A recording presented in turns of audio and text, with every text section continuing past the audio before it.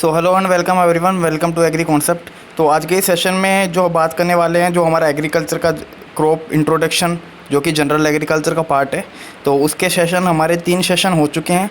आज हमारा 4th session होने वाला है और इसके बाद में हो सकता है कि एक सेशन और हो, तो फिर जाके ये हमारा जनरल एग्रीकल्चर का जो नॉर्मल जो क्रॉप इंट्रोडक्शन का पार्ट है वो कंप्लीट हो जाएगा। तो आज हमारा 4th पार्ट है, इसमें हम बात करने वाले हैं जितने भी क्रॉप से रिलेटेड जो टर्म्स है उन सभी के बारे में बात करेंगे। और सेशन को स्टार्ट करने से पहले मैं आपको बता दूं, अगर आपने अभी तक टेलीग्राम चैनल ज्वाइन नहीं किया है तो टेलीग्राम चैनल को ज्वाइन कर ले। लिंक डिस्क्रिप्शन में आपको प्रोवाइड करवा दी गई है, क्योंकि टेलीग्राम चैनल पे आपको डेली बेसिस जो हमारे सेशन हो रहे हैं यूट्यूब पे, जो भी फ्री क्लासेस है, तो उनके बेसिस पे जो क्यूज है वो भी आपको मिलेंगे। साथ ही साथ में जो जितने भी एग्रीकल्चर से रिलेटेड जो exam like AFO, NABARD, RRB, जितने भी आरआरबी जो हमारे रूरल बैंक है उनके, और साथ साथ में जो हम अदर स्टेट एग्ज़ाम की बात करते हैं, एडीओ हो चाहे वो डब्ल्यूओ हो, या जितने भी एफसीआई वगैरह जितने भी एग्ज़ाम हो, तो उनके रिलेटेड भी जो इंपॉर्टेंट क्वेश्चन है वो वहाँ पे क्विज के फॉर्म में आपको मिलते रहेंगे। और साथ में अगर यूट्यूब चैनल को सब्सक्राइब नहीं किया तो यूट्यूब चैनल को सब्सक्राइब कर ले। आप लोग सब्सक्राइब नहीं करते तो वीडियो को आगे देखने से पहले आप लोग प्लीज़ इसको सब्सक्राइब कर ले चैनल को, और साथ में बेल आइकन को भी दबा ले।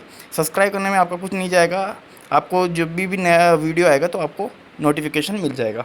और साथ में एक इन्फॉर्मेशन और रहने वाली है, इन्फॉर्मेशन रहेगी कि जो एएफओ की जो टेस्ट सीरीज है, जो लोग एएफओ की प्रिपेयर कर रहे हैं, तो उसके लिए हम एग्री कॉन्सेप्ट है वो एक तरीके से हम टेस्ट सीरीज लॉन्च कर रहे हैं, और वो ऑल इंडिया में सबसे कम प्राइस में रहने वाली है। और बेस्ट क्वालिटी जो जितने भी क्वेश्चन है उसमें अपलोड करे जाएंगे, जो भी हमारे सब्जेक्ट एक्सपर्ट्स हैं उनके द्वारा। और उसका जो लॉन्चिंग डेट है वो आपको 1-2-4 दिन में कभी भी इन्फॉर्म कर दिया जाएगा। और साथ में जनरल एग्रीकल्चर की हमारी सीरीज चल रही है, उसके बेसिस पे भी आपको डेली बेसिस पे सेशन मिल रहे होंगे यूट्यूब चैनल पे। कभी कभार नहीं आ पाते, लेकिन आपको जितने भी हर मंथ का करंट अफेयर्स एग्रीकल्चर से रिलेटेड तो आपको मिलता रहेगा। तो सेशन को स्टार्ट करेंगे, और इस वीडियो को पूरा देखिएगा, एंड तक आपको हर चीज़ समझ में आएगी। अगर कुछ चीज़ समझ में नहीं आती तो आप कमेंट बॉक्स में आप अपना जो भी क्वेरी है वो अपना ड्रॉप कर सकते हो, वहाँ से आपको ज़रूर रिप्लाई मिल जाएगा। तो 3 लेक्चर हो गए, 4था लेक्चर आज स्टार्ट करें। जो स्पेशल पर्पस है जितने भी हमारे क्रॉप्स के उनके बेसिस पे देखेंगे। तो सबसे पहले देखेंगे कैच क्रॉप क्या होता है। कैच क्रॉप क्या होता है उसके बारे में देखेंगे।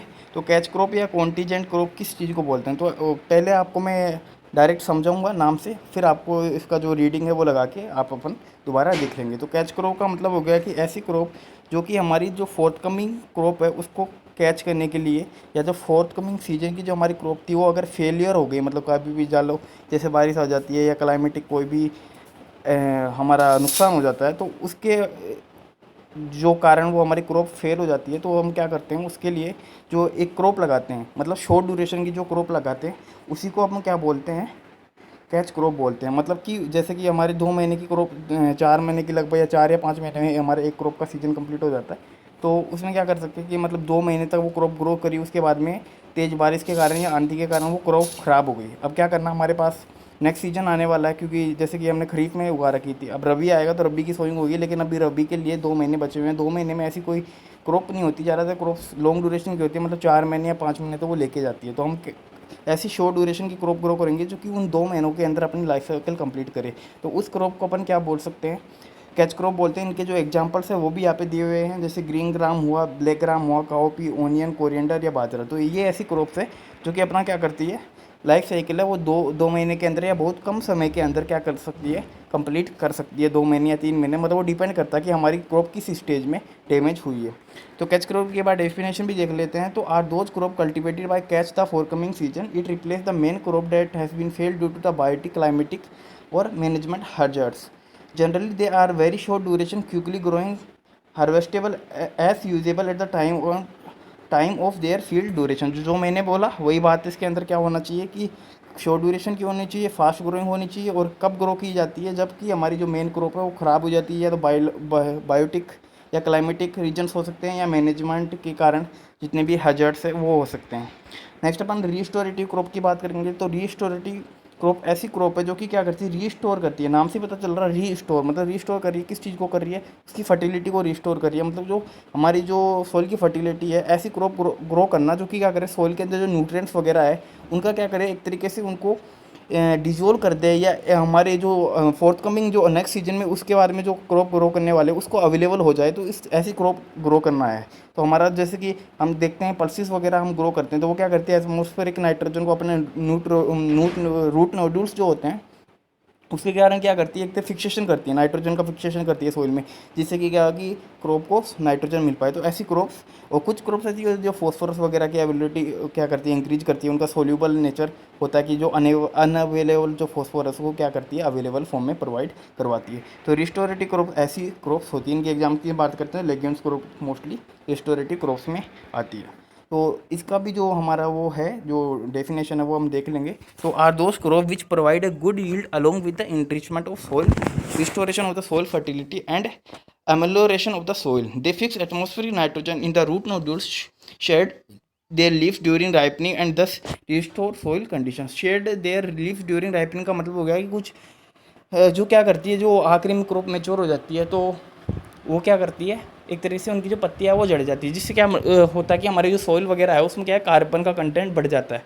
तो एक तरीके से एक तो हमने देख लिया कि नाइट्रोजन का एबिलिटी जो लेग्यूम्स वगैरह दिखती है, कुछ क्रॉप्स ऐसी होती है जिनकी पत्तियाँ जब वो मैच्योर हो जाती है तो हमारे काम की भी नहीं हो रही, क्योंकि जो हमें जो इकोनॉमिक प्रोडक्ट चाहिए था वो मिल गया। तो क्या होगा कि जो उनकी जो लीव्स वगैरह है वो वापस झड़ जाएगी, तो वो क्या है, कार्बन का सोर्स की तरह वो काम करने वाली है। तो जो मैंने बताया वो हो गया। तो इसके अंदर क्वेश्चंस कैसे आने हैं वो देख लेते हैं सबसे पहले। तो एक तो होती है डेफिनेशन आ सकती है, दूसरी एग्जाम्पल आ सकती है। तो आपको दोनों चीज़ें याद रखनी है, कैच क्रॉप की डेफिनेशन भी होनी चाहिए, साथ में आपको एग्जाम्पल्स भी इनके याद होने चाहिए।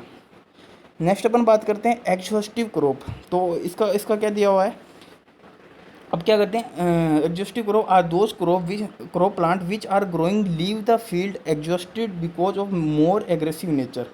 ऐसी क्रॉप जिनके कारण क्या किया जाता है कि उनको ग्रो करने से पहले या करने के बाद में क्या होता है कि हम फील्ड को क्या है, एक सीजन के लिए हमें खाली छोड़ना होता है। जैसे हम बात करते हैं खरीफ में, अगर हमें कोई ऐसी क्रॉप है जिसका क्या है एग्रेसिव नेचर का क्या हो गया कि जैसे खरीफ सीजन हमने कोई ग्रोप की है, जैसे हम सोरगम की कई बार देख लेते हैं। सोरगम का हमने पढ़ा कि सोरगम सिकनेस होता है। सोरगम सिकनेस में क्या होता है कि वो सॉइल में जितने भी न्यूट्रिएंट्स है या नाइट्रोजन की अवेलेबिलिटी है उसको डिक्रीज कर देता है। मतलब वो नेक्स्ट सोरगम जो जब हमने ग्रो की है उसके नेक्स्ट सीजन में हम कोई भी क्रॉप ग्रो करते हैं तो उसको नाइट्रोजन वगैरह अवेलेबल नहीं हो पाता। तो ये ऐसी क्रॉप्स है जिनके लिए हमें क्या कर सकता है, जैसे कि सोरगम ने हमने खरीफ सीजन में ग्रो की है तो हमें रबी सीजन में कोई भी क्रॉप ग्रो नहीं करनी है, क्योंकि उसके अंदर जो नेक्स्ट ग्रो करेंगे तो उसके क्रॉप में हमें यील्ड वैसे भी नहीं मिलेगी, क्योंकि नाइट्रोजन न्यूट्रिएंट्स वगैरह ये क्रॉप क्या करती है, ब्लॉक कर देती है। तो ये क्या है, इसीलिए हमने क्या बोला, एग्रेसिव नेचर का इन क्रॉप्स को बोला है।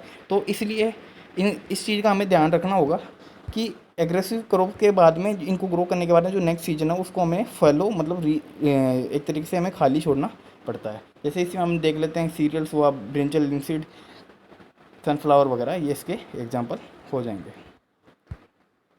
नेक्स्ट पेरा और रेसिडुएंट क्रॉप। अब हमने नाम सुना होगा कि पेरा और उतेरा क्रॉप का नाम हमने सुना होगा, पेरा एंड उतेरा क्रॉप का। तो पेरा एंड उतेरा क्रॉप में क्या होता है कि जैसे कि हम ये क्या की जाती है, मोस्टली राइस फील्ड में की जाती है, राइस फील्ड में की जाती है। और साथ साथ में क्या करता है, जो पल्सिस वगैरह उनको ग्रो किया जाता है। क्यों किया जाता है पल्सिस को, क्योंकि ये शॉर्ट ड्यूरेशन क्रॉप होती है और अपनी लाइफ साइकिल क्या कर लेती है, जल्दी कंप्लीट कर लेती है। तो जैसे कि इनमें क्या किया जाता है, वैसे नॉर्मली प्रैक्टिस तो नहीं है, लेकिन जो हमें बुक्स में डेफिनेशन वगैरह वो हमें देखा जाता है। क्योंकि किसी भी स्टैंडिंग क्रॉप में हमें या दूसरी क्रॉप सोइंग करना इतना पॉसिबल काम नहीं है।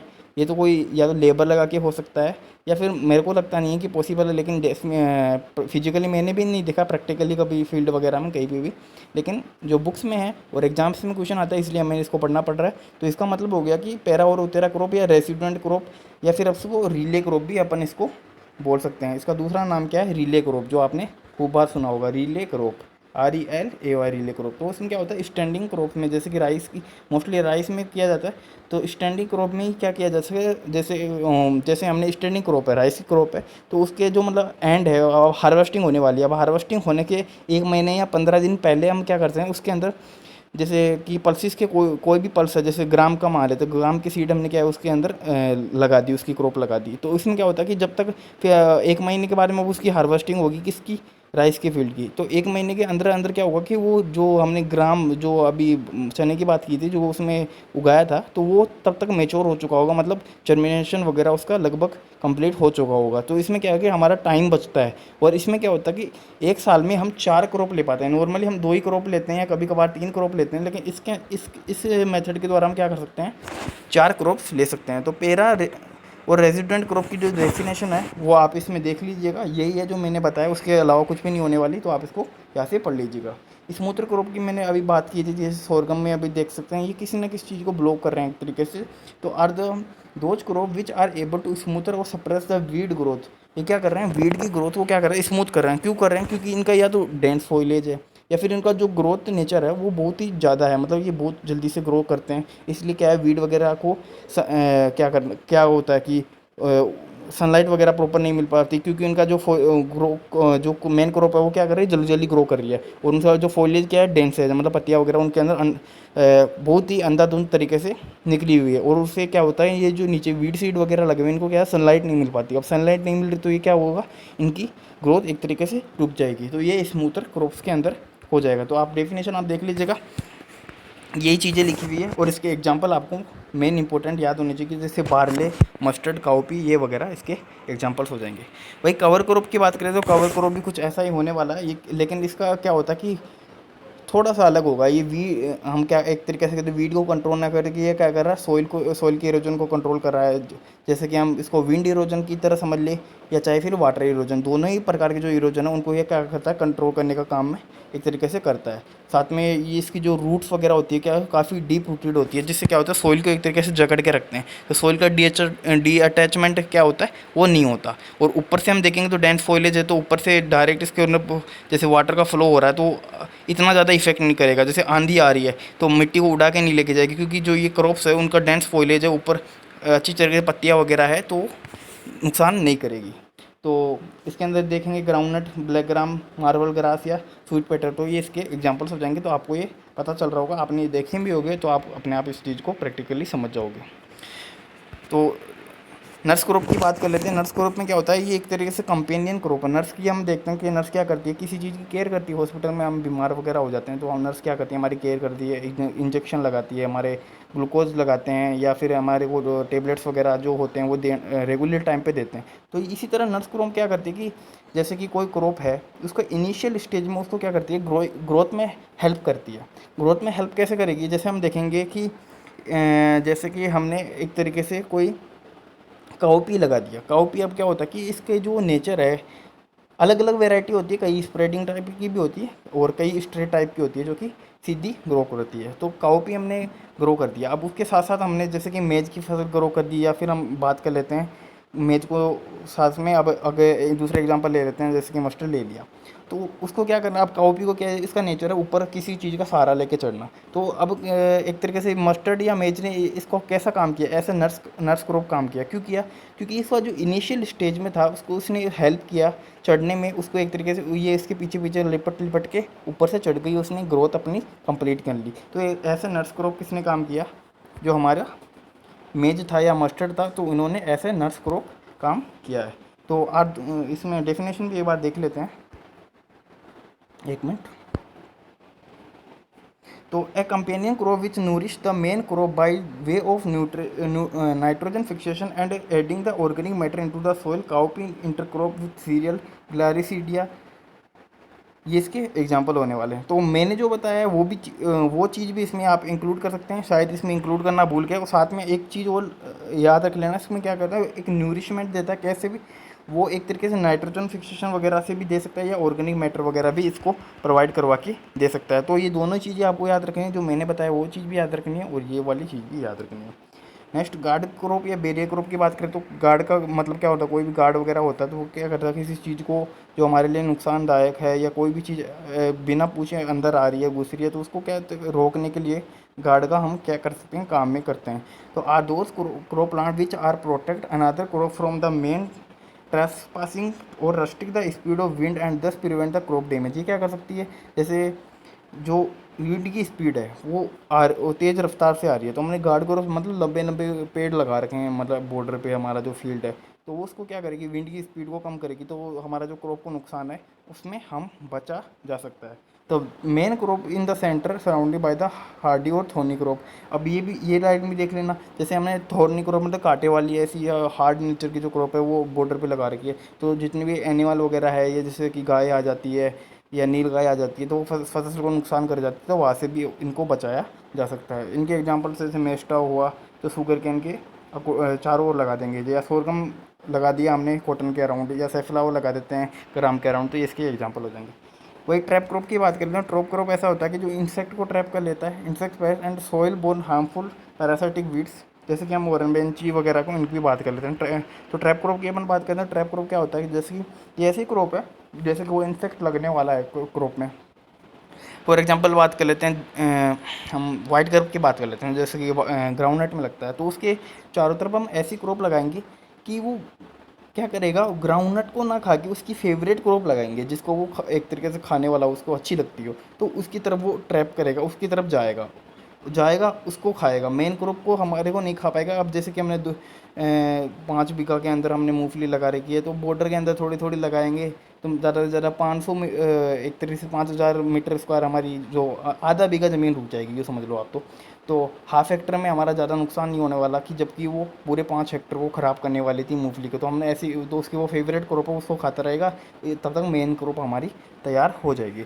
तो are those crop plant which to trap insect pest and soil borne harmful crops parasitic weeds, जैसे ओरनबेंची या striga are trapped by solanaceous and sorghum crops respectively. Nematodes are trapped by solanaceous crop on uprooting crop plant. Nematode are remove from the soil. तो ये क्या किया, जैसे जैसे nematode का हम क्या करते हैं, सोलेनेसियस क्रॉप वगैरह वो लगाते हैं, तो उसमें भी हम क्या करते हैं, उनको ट्रैप कर लेते हैं एक तरीके से।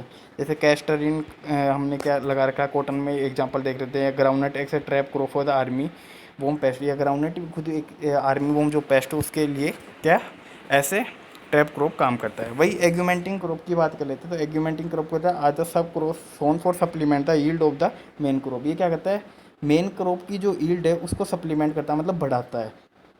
किस तरह बढ़ाता है भाई, किस तरह बढ़ा सकता है, या तो ये इसको न्यूट्रिएंट्स वगैरह प्रोवाइड करवाएगा सोइल से, या कुछ जो जो अनसोल्यूबल न्यूट्रिएंट्स है उनको सोल्यूबल में कन्वर्ट करेगा। तो ये क्या करेगा, एग्यूमेंट का मतलब तो किसी भी चीज़ को इंक्रीज करना या बढ़ाना। तो ये मस्टर्ड और cabbage with berseem to encourage the forage yield of berseem. और मस्टर्ड या केबेज को हम बरसीम के साथ लगाते हैं, तो जो बरसीम की फोरेज यील्ड है वो बढ़ जाती है। अब बचा हुआ है एले crop, catch crop, commercial crop, ले क्रॉप, सोइलिंग, साइलेज। इनको हम देख लेते हैं, देख ही लेते हैं, फिर ये कंप्लीट हो जाएगा। एले क्रॉप की बात करते हैं। एले क्रॉप जैसे ये एक तरीके से हम क्या बोलते हैं, ये ट्री है, ये ट्री की रो है, रो समझ लेना। और यहाँ पे हमने क्रॉप लगा रखी, क्रॉप लगा रखी, क्रॉप लगा रखी, तो ये एले क्रॉप है। मतलब दो दो एक तरीके से, ये 3 4, ये क्या है, ये प्लांट्स की रो है, ये भी प्लांट्स की रो, बड़े बड़े ट्री, नीम जैसे कोई भी प्लांट ले लो उसकी रो है। अब यहाँ पे क्या करेंगे, इस वाले एरिया में क्या करेंगे, दूसरे कलर से समझाता हूँ। इस वाले एरिया में क्या करेंगे, इस वाले एरिया में हमने क्या किया, क्रॉप लगा दी। तो ये क्या होता है, एले क्रॉपिंग का कहलाता है। जैसे कि 2 ट्रीज़ की रो के बीच में हम क्या कर सकते हैं, क्रॉप को लगाना ही एले क्रॉपिंग कहलाता है। अब कैश क्रॉप की बात करें, कैश से नाम से पता चल रहा है, कैश मतलब पैसा, पैसा। तो पैसे से क्या होगा, ऐसी क्रॉप जिनको हमें क्या करना पड़ता है, हार्वेस्टिंग के तुरंत बाद में उनको क्या करना, सेल करना पड़ता है। तो उससे हमें क्या, उनको क्या बोलते हैं, कैश क्रॉप बोलते हैं। जैसे जूट कॉटन वगैरह को रख तो नहीं सकते, उनको क्या करेंगे, घर पे खाने का काम है तो आएगा नहीं, जूट खाएगा या कॉटन खाएंगे नहीं खाएंगे। तो ये क्या है, grow to sell the hard to earn hard cash. तो हम क्या है, पैसा कमाने के लिए इनको ग्रो करते हैं। कमर्शियल क्रॉप ऐसी हो गई जो ग्रो टू अर्न मनी, ये भी वही चीज़ होने वाली है। कैश क्रॉप या कमर्शियल क्रॉप में कोई खास अंतर नहीं है, वही इसके सेम एग्जांपल है, jute cotton tobacco sugar cane. तो cash crop are currently commercial crop. तो कैश क्रॉप्स को ही हम क्या बोल सकते हैं, कमर्शियल क्रॉप बोल सकते हैं। दोनों चीज़ें एक ही रहने वाली है। नेक्स्ट ले क्रॉप की बात करें। ले क्रॉप ऐसी क्रॉप होती है जिन क्रॉप्स के साथ में क्या कर सकते हैं कि जैसे कि हम बात करते हैं, इसमें क्या करते हैं, घासी खेती करते हैं। किसके साथ, मतलब ग्रास को उगाते हैं, जैसे बरसीम वगैरह मस्टर्ड के साथ, मतलब लेग्यूमिनस क्रॉप के साथ ग्रासिस को उगाना ही ले क्रॉपिंग कहलाता है। सोइलिंग क्रॉप की बात करें तो grow to harvest while they are still green and feed fresh to the livestock in stall. ये सोइलिंग क्रॉप क्या होती है, ऐसी क्रॉप होती है जिनको क्या किया जाता है, हार्वेस्टिंग कब किया जाता है, जब वो ग्रीन स्टेज में होती है तभी हार्वेस्ट कर लिया जाता है। और इनको क्या कहता है, हरे चारे के रूप में इनको जो हमारी भैंसे वगैरह है जो पशु है उनको खिलाया जाता है, जैसे बरसीम, नेपियर वगैरह इसके एग्जाम्पल हो जाएंगे।